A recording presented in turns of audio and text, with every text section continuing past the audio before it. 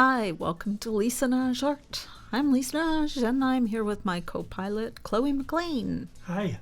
How you doing today, Chloe? I'm well. Well, today we are going to be working on a composition I'm going to call Space Trees. It's going to involve some masking. As you can see, I'm working with some masking tape. Now, you will note that I am not wearing gloves right now. We always do recommend that you wear some gloves. It's up to you, always make your own choices, but we recommend wearing gloves because alcohol inks and alcohol can be toxic to your skin. We also recommend that you wear a mask when working with alcohol and alcohol inks, and that is just your health is always important to us. I notice you're using blue painter's tape here rather than green. Is there a reason? You know, I first started working with masking, and when I first laid down masking, I was really excited, and I thought, oh, I'm going to get some really crisp lines out of this, and I have yet to find a tape that gives me super crisp, clean lines, although I have heard that clear Scotch tape can give you some nice crisp clean lines, but this particular masking tape gave me a really interesting edge, and it's almost a textural line that I found gave me a birch tree kind of edging, and I really enjoyed that this particular tape, 3M blue. So I've been using that in this particular masking technique for these tree shapes that I've been making since, and that's why I use this particular tape. So you'll notice when I peel it up, there's a bit of leakage around the edge, no matter how hard I press down, because I do flood this particular page quite heavily, and I do call this technique a flood technique. So I lay down a lot of ink, and it lifts up the edges of the tape a little bit. So what kind of colors and inks are we using today? So today I am using Nara inks, N-A-R-A inks, and I'm going to be using their pastels in the blue, the violet, and the pink. I'm also going to be using their regular inks. Pastels have a white base to them, so the nice thing is you don't have to add a white to the regular inks. So this kind of takes a step out of the process for me, or for all of us. So I've got their blue, their violet, and their pink, and then I've got their regular inks, the Mermaid's Dress, Ash Green, Starlit Hues, and Brinjal Date. And I'm going to be using a metallic, the Nara Gold. I've got the Jacquard Piñata Brass on the side there, but I don't actually end up using it in this process. But I do use the Nara Gold. I'm also going to be using the Ranger blending solution here. I do use the blending solution in this process, and you can go a couple of different ways. You can use blending solution, or you can use just 91 or higher percentage of isopropyl alcohol. Two different things. They're going to do two different things too. So the blending solution, it's a little bit more expensive, but blending solution is basically alcohol ink without the actual color in it. So alcohol inks contain color, and then they contain resin. And the resin is going to give you a little bit of a shiny surface, and it's going to give you some spread to the ink.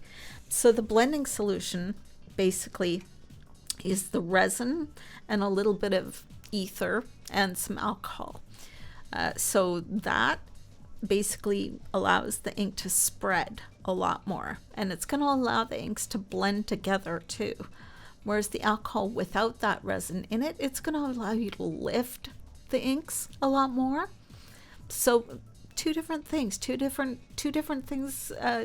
processes, and they're going to have two different viabilities on the page. So what I'm working on here too, I'm working on something called the UPO paper. And Yupo paper is a synthetic paper. It's kind of a plasticky paper. It actually is a plastic paper. So when you're working with alcohol inks, you need to work on something that isn't absorbent. So regular paper, like a watercolor paper or a paper that you would normally draw on, it absorbs inks. And so alcohol inks, they need to run on top of papers, or they need to run on top of surfaces. They don't want to be absorbed. So you want to work on things like that plastic surface, or a vinyl, a glass, a ceramic, mirror, tile, those sorts of things that don't absorb.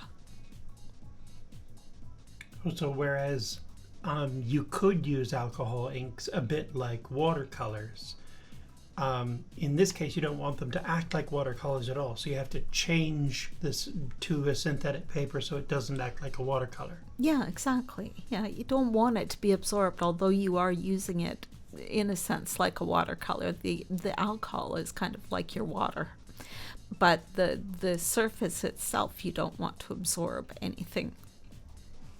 So here you can see I'm using a lot of ink, and you might be kind of looking at that and going, that seems extremely wasteful. It can look that way, but this particular technique I'm using, it's called flooding. No, I call it flooding, and I use a lot of ink on this surface. It's going to blend together. It's going to make a very, very beautiful surface, and it does take quite a bit of ink. I will work with the structure, and I'll create a reasonable balance of contrasts between these really dark ink colors and these really lovely, yummy light pastels that I'm going to pull in. And then towards the end, I'm going to add a fairly small amount of this metallic ink as quite a lovely light touch of sparkle, but not very much. I don't need very much. But this initial amount of putting a lot of ink on the page, it's actually surprisingly important to get the look that I want to get. It does look fairly overwhelming though. And you move the alcohol ink around. I will. I'm gonna put the ink on the page first, and then I'm gonna add the blending solution. I'm gonna end up moving it with a tool that I got from Ranger Ink, called a hand blower, and you'll see me pull this out after I add the blending solution, which will come out fairly soon. I know we're looking at the extremes here, but I'm just putting in the pastels now. So the blending solution will come in fairly soon after the pastels. So you need to shake these pastels extremely well. So in the bottom of these pastels, you get a little mixing bowl, and they're mixing up the paler whites together with those darker inks that are mixed together with them to get the color. So laying those into those darker colors to get some contrast. And this is going to create quite a spacey effect once I get those blended together. You can see they are a little bit of a struggle to get out sometimes, but they are beautiful and well worth the effort. So I think I'm going to get into the blending solution.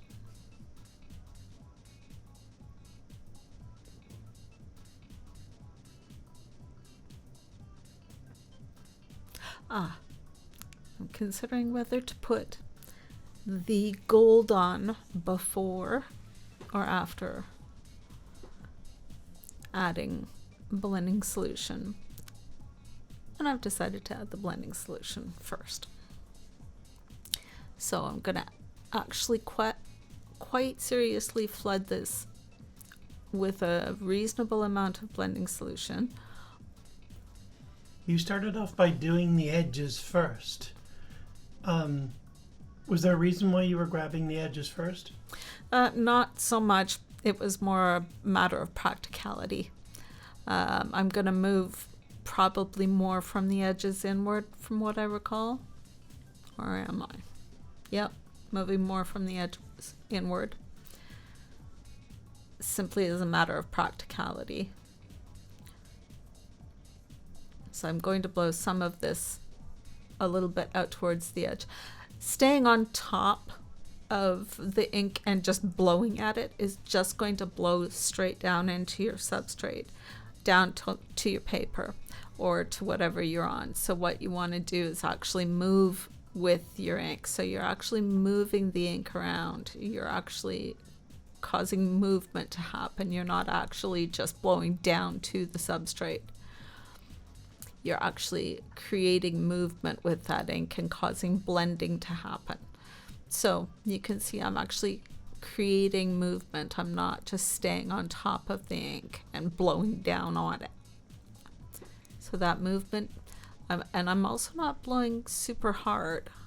I'm giving light puffs of air, because I don't want to, blast that ink to death. I don't want it to be super moved. I'm giving direction, but I'm trying to do it as carefully as I can. A gentle push. A gentle push. An encouragement, not a shove. So you can see I'm getting some edges, I'm getting some movement, getting some direction.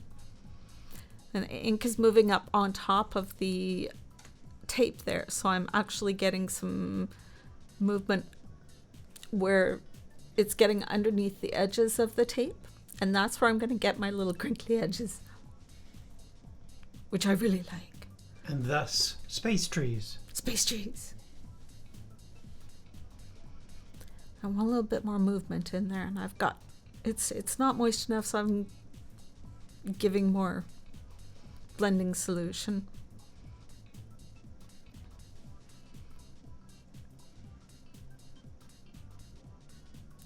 And I'm getting it up over the edges of my tape because I do want those edges to lift. Just a little bit. I don't want it flooded too much over the edges. I push them down quite firmly, so I know that I'm not going to get it lifted fully up. It's just going to get under the edges a bit. Which we'll see when you lift the tape at the end. Exactly. One of my favorite parts of the whole thing is doing that lifting of the masking tape and seeing what little bits of edges I've got.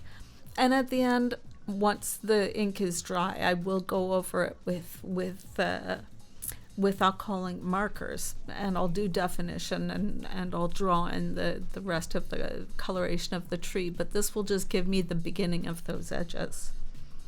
And these are not going to be super realistic trees, obviously. We're in space here. We're not dealing with super realistic trees. Definitely more surreal. Absolutely. We're dealing with a surrealistic situation here. Abstract trees. So I'm starting to enjoy the mix that I've got here, and I think we're going to start looking at moving into adding some gold. I'm considering whether I want to add that gold as a dry surface gold or as a wet surface gold. Now if I wet the surface, or if I dry the surface rather, that gold is going to stay as a very discrete circle.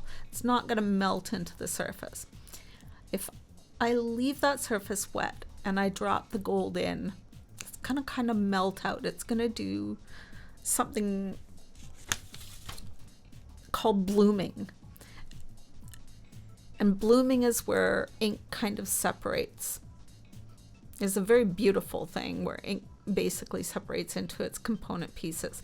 Now, colored inks, especially from different manufacturers, all come in different layers of colors to make up that individual color. So for example, Ranger Black is made up of like 5 different colors, and when you put it onto the palette, it can break down into all those different colors.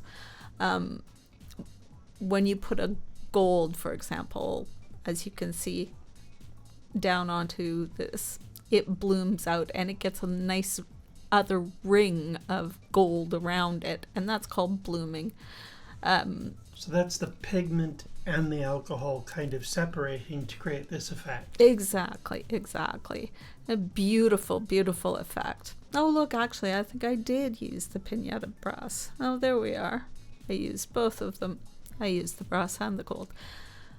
These two particular metallics, the Nara gold and the Piñata brass, these two metallics are the most beautiful metallics I work with. I love these two metallics. They float beautifully. They bloom beautifully. They're easy to work with in both blending solution and alcohols. They break up lovely. They work into lines beautifully. They, as you can see, those blooms are just gorgeous. They are just some of the most beautiful metallics, and they are so easy to work with. They are light and they float. They don't sink to the bottom like a lot of other metallics on the market have a tendency to do. So just from my own personal, I'm not affiliated with either of these producers, but this is just my own personal experience. Yeah, Piñata brass, Nara gold, great metallics for goldy tones and brassy tones. So I've put these on to a wet surface, and as you can see, they have bloomed beautifully. And I'm just putting light puffs of air over that to dry it a little bit, because I don't want to hit it with a hairdryer at this point, because I don't want to disturb it too much. So I'm gonna give light puffs of air with my hand dryer to dry it gently before I touch it with any hairdryer.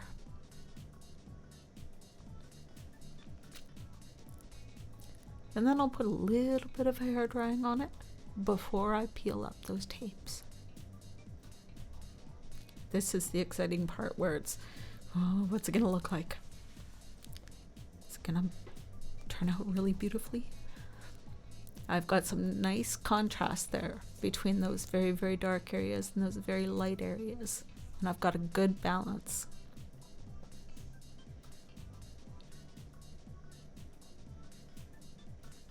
And this is all just to create that very expansive, spacey feel. Absolutely. Backgrounds are fun. Backgrounds are beautiful. I mean, you certainly don't ever want to discount your backgrounds. All right, so now I've got my hairdryer out. I always keep my hairdryer on cool. Very, very important to keep your hairdryer on cool. UPO paper, Nara paper, they can warp quite quickly with any kind of heat. So please keep your hairdryer on cool. Also, very important to make sure that you have enough dryness to your piece before you start blowing at it. You do not want to take your masterpiece and blow it away. Now, if you are using a hairdryer, a low setting is important. You can see I've got some force on this because I've already given it enough dryness to not worry about having to disturb my actual composition. So I've dried this quite considerably. The shine comes from the resin in the blending solution. So it looks wet, but it's actually mostly dry. But the resin in the blending solution makes it quite shiny. And by this point in the process, almost all the alcohol has evaporated. So you're left with this resin giving the shine and the pigments and not much more. Exactly. So that lovely shine is surprisingly going to stay for the duration. I will varnish this at the end, of course. I will put at least 3 layers of regular Camar varnish and then a couple of layers of Camar UV. Here we go with the peeling. That's the Krylon products, right? Krylon. Yes, sorry, not Camar. Krylon products. So you've got a little bit of leakage around the edge of that first piece of tape that you lifted. Exactly. So here's a clue. Get yourself a piece of paper towel to have your tape ready to put on. I forgot to have that ready. That slows down the process a little bit. You will want to have that ready. So second peel, have a little bit more leakage. So the nice thing is, when I go in with my alcohol ink markers afterwards, I can get in with that edge and start that edge will start that process for me of having marking margins, dimensions and marginality, exactly. To the tree shapes. Yes, exactly. Depth, shape, and mark. I get a little lost in watching the peeling here because it's quite an interesting process to watch. So you can see where the alcohol has leaked through. But it's happened where the two pieces of tape overlap. Yeah, it absolutely has. So it's given me an edge there as well. So I've got dimensionality where crossings have happened. It very much makes it look like something is in front of the other thing. Exactly. So you've exploited the alcohol's tendency to flow into those spaces. Absolutely. The lovely thing about this, there's a lot of myths. Alcohol inks are really hard. I mean, the thing is, inks are surprisingly, they're super forgiving. You start off with something like, even like tiles from the hardware store. They're very, very inexpensive. They're an easy substrate. They wipe right back to clean. They're endlessly reusable. 99% isopropyl alcohol is available. Again, use that instead of blending solution to practice. You can start just by laying down a few drops of ink and blowing it around. You can pick up inexpensive brushes at the dollar store and use those to start painting with alcohol ink on those tiles and wipe it off. Paint again, wipe it up, paint again. Do little things like this. Here we are. There's my completed piece. I did alcohol ink markers, and that was a fun piece to do.